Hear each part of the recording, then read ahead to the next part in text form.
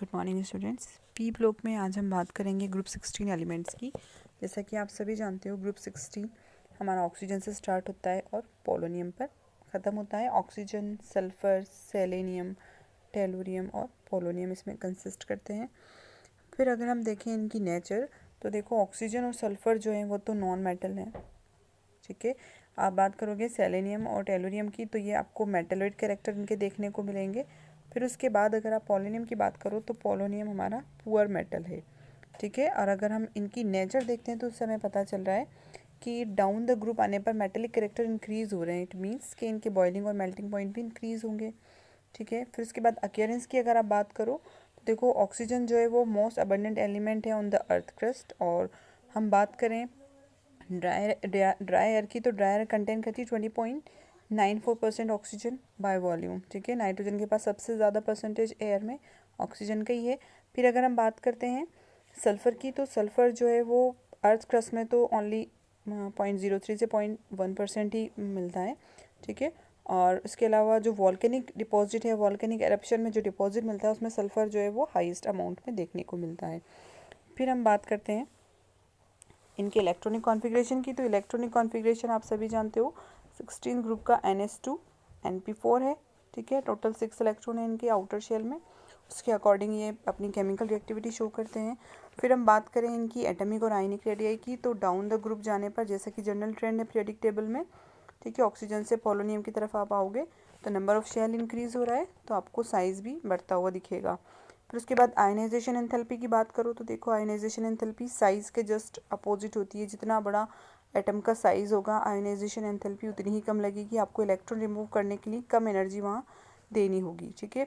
तो ऑक्सीजन से आप जैसे पोलोनियम की तरफ आते हो तो आयनाइजेशन एंथैल्पी का वैल्यू आपको डिक्रीज़ देखने को मिलता है due to increasing in size. फिर हम इलेक्ट्रोनेगेटिविटी की बात करें तो देखो ऑक्सीजन जो है वो हाईएस्ट, फ्लोरीन के बाद सेकेंड हाईएस्ट इलेक्ट्रोनेगेटिव एलिमेंट है, ठीक है। और जैसे जैसे हम डाउन द ग्रुप आते हैं हमें इलेक्ट्रोनेगेटिविटी कम डिक्रीज़ होती हुई नज़र आती है, ठीक है, ऑक्सीजन से पोलोनियम की तरफ।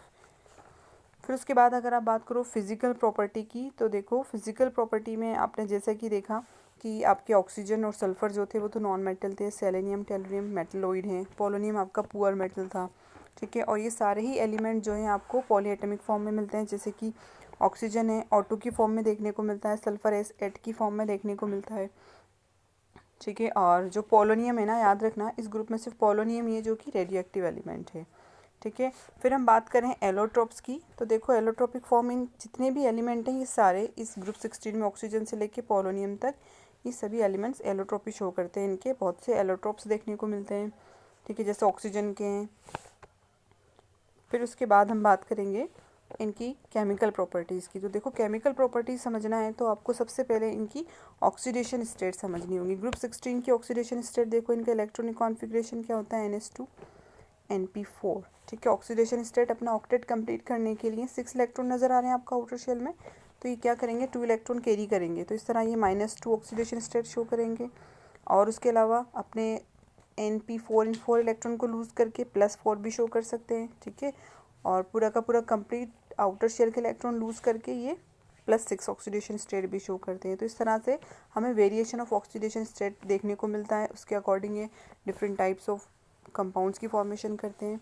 फिर अगर हम बात करें ऑक्सीजन की, तो ऑक्सीजन जो है ओनली -2 ऑक्सीडेशन स्टेट शो करता है। ऑक्सीजन की अगर आप देखो तो सिर्फ -2 देखने को मिलती है, जबकि उसके बाद आप चलोगे सल्फ़र से पोलोनियम तक, ठीक है, तो ये वेरिएशन शो करेंगे, कोई -2 भी शो करेगा, +4 भी शो करेंगे, +6 भी शो करेंगे। ऑक्सीजन सिर्फ -2 शो कर रहा है due to the highest electronegativity of oxygen, सिर्फ -2 स्टेट शो करता है।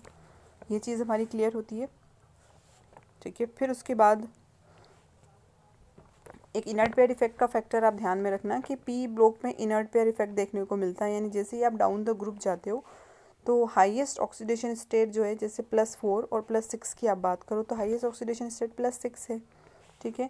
तो इनर्ट पेयर इफेक्ट की वजह से ये हाईएस्ट ऑक्सीडेशन स्टेट शो नहीं कर पाते हैं पी ब्लॉक के हेवियर एलिमेंट्स, ठीक है। जैसे आप नीचे जाते हो तो जो इनर पेयर है इसका NS2, ये पेयर इनर्ट हो जाता है, ठीक है। इसे इसीलिए इनर्ट पेयर कहते हैं कि ये एक्टिविटी में पार्टिसिपेट नहीं करता, इसे इनर्ट पेयर इफेक्ट कहते हैं। सिर्फ जो NP4 है इसी के इलेक्ट्रॉन जो है पार्टिसिपेट करेंगे, इसीलिए डाउन द ग्रुप जाने पर आपको +4 की स्टेबिलिटी ज़्यादा देखने को मिलेगी, जबकि +6 आपको नहीं देखने को मिलेगी।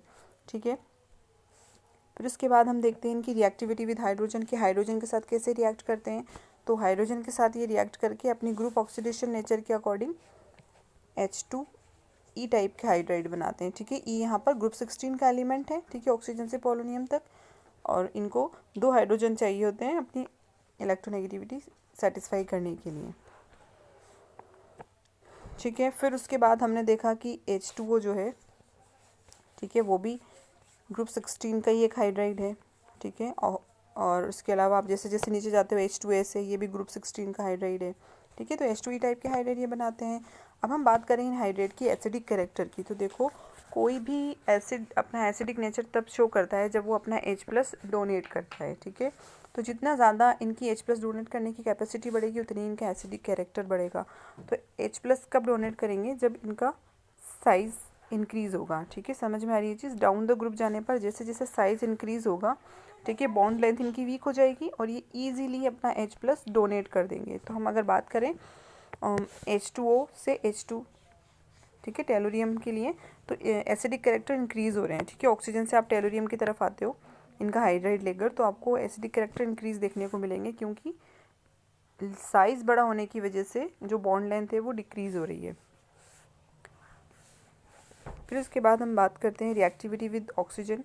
तो ऑक्सीजन के साथ देखो ये 2 तरह से रिएक्ट करते हैं। एक तो ये O2 EO2 टाइप के कंपाउंड बनाएंगे और एक EO3 टाइप के कंपाउंड बनाएंगे। ठीक है, इनकी इलेक्ट्रोनेगेटिविटी हम कह सकते हैं इनकी ऑक्सीडेशन स्टेट -2 के अकॉर्डिंग ये EO2 टाइप के कंपाउंड बनाते हैं। ठीक है, E यहाँ पर ग्रुप 16 का एलिमेंट है, और EO3 जो आपका ऑक्सीजन है वो O2 के साथ जुड़ेगा तो ऑब्वियसली किसकी फॉर्मेशन करेगा, O3 की, ओजोन की। तो EO3 टाइप के कंपाउंड भी देखने को मिलते हैं।